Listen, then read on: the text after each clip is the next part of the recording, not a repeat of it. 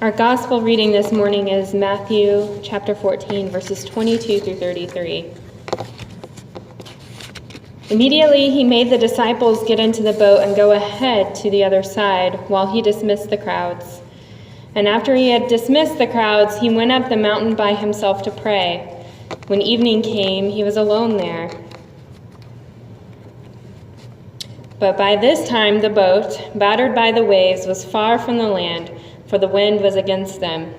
And early in the morning he came walking toward them on the sea. But when the disciples saw him walking on the sea, they were terrified, saying, "It is a ghost!" And they cried out in fear. But immediately Jesus spoke to them and said, "Take heart, it is I, do not be afraid." Peter answered him, "Lord, if it is you, command me to come to you on the water." He said, "Come." So Peter got out of the boat, started walking on the water, and came toward Jesus.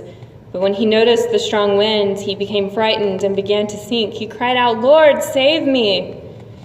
Jesus immediately reached out his hand and caught him, saying to him, "You of little faith, why did you doubt?"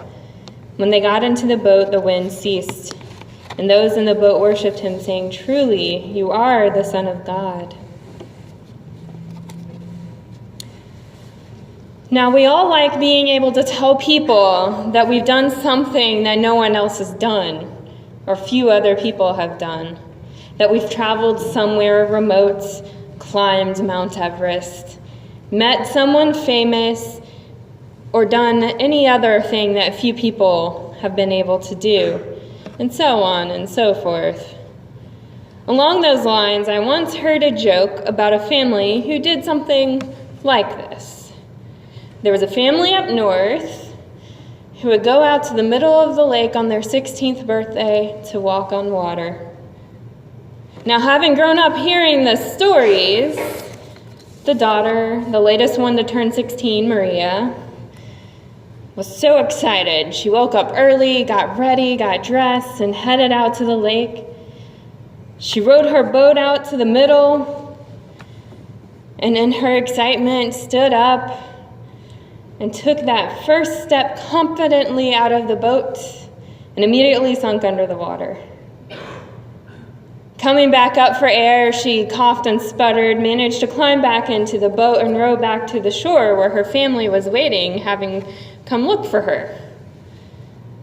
Angrily, she asked them, "How come all of you were able to walk on water and I just sank?"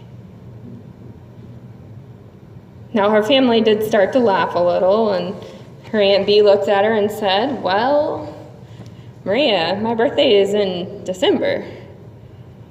Uncle Joe said, "Well, mine's in January." And her mom replied, "My birthday is in February. Honey, it's July."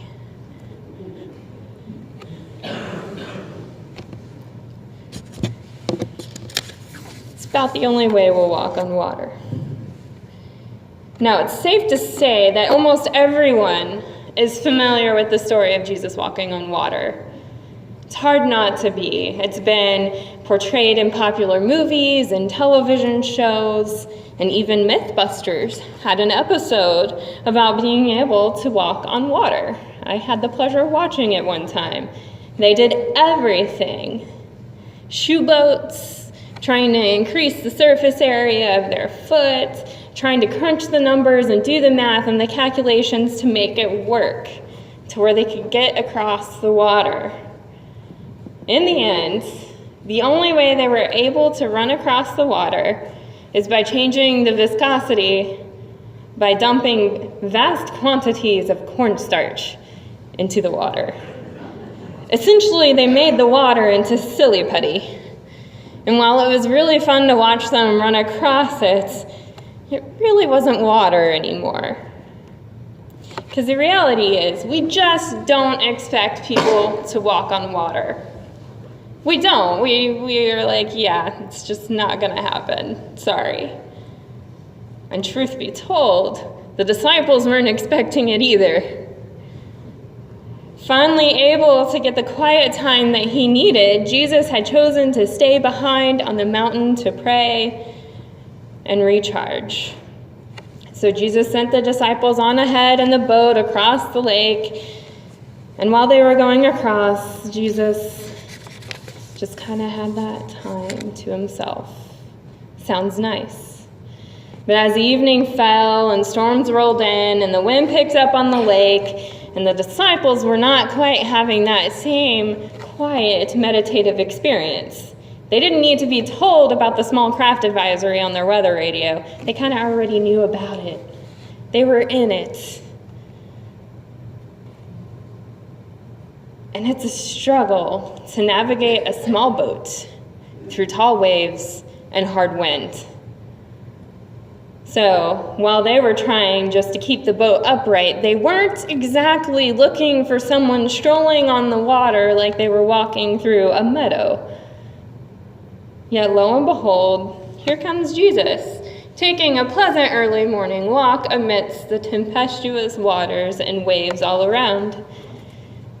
Thinking they were seeing some sort of a phantom, the disciples were terrified, and I don't blame them, and started crying out, "A ghost! It's a ghost!" Because what else could it possibly be? That likely would have been our first thoughts as well.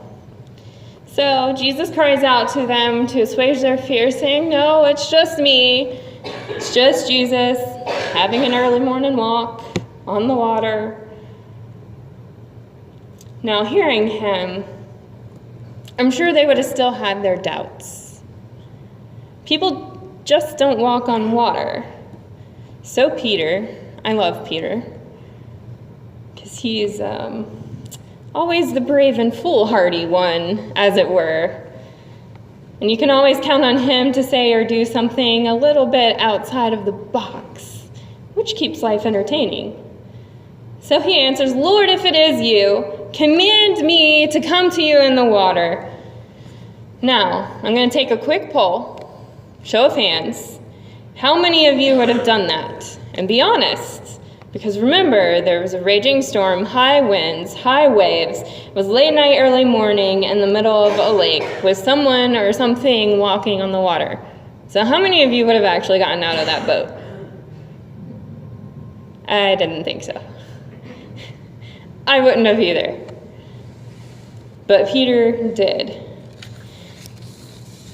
When Jesus said, "Come," Peter got out of the boat and started to walk on water too.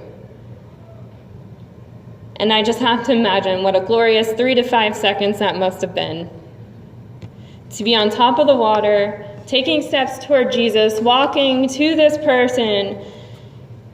Glorious, right? Glorious until you see a wave rushing toward you. You realize the wind is howling past your ears. You feel the pull of the water and the wind on your body. And then, with his mind so diverted, he started to sink. Crying out for Jesus to save him, Peter continues to struggle in the water until Jesus comes up as he's going under and pulls him out. And they go back safely to the boat, but not before Jesus says, "You have little faith. Why did you doubt?"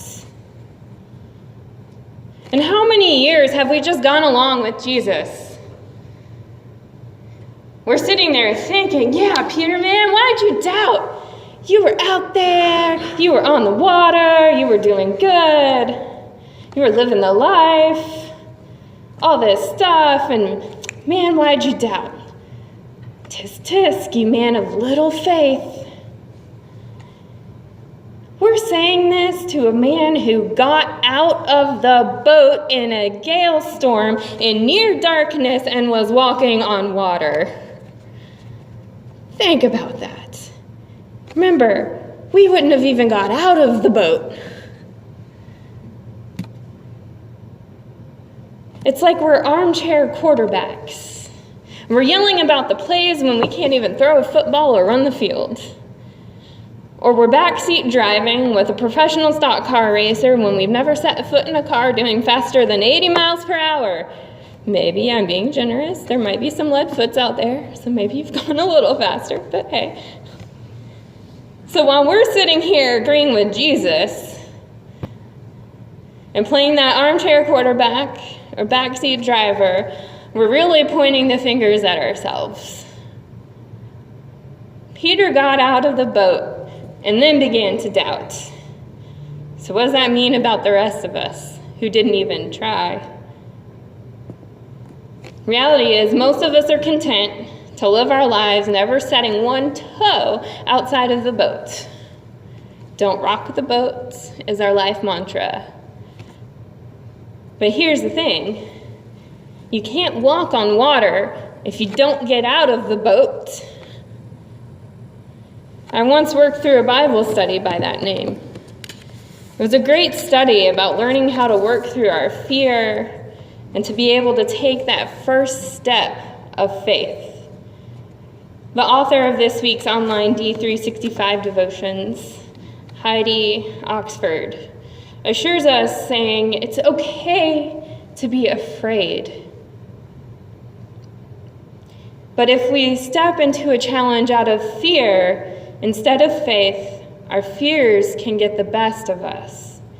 This week, as we ponder what it means to step out in faith, may we resolve to choose faith over fear. And this is why we need to stop siding with Jesus alone and recognize that while Peter was chastised, he was already leaps and bounds beyond where we are. He got out of the boat and walked on water. He did something that no one else except Jesus did. He took a step in faith, believing and trusting that God would be with him when he responded to the call, no matter what was happening around him. Sisters and brothers, I urge that we take that same step of faith. Do I think we'll walk on water? It's not likely to happen again. But if we never take a step or even put a toe out of the boat into something that we're being called to that may be scary, we'll never know what we'll be able to do or what miracles God has in store for our lives. So may we grow to have that same faith as Peter. To not just say, call me, but when the answer comes, to actually stand up and take that step out of the boat and onto that water. Amen.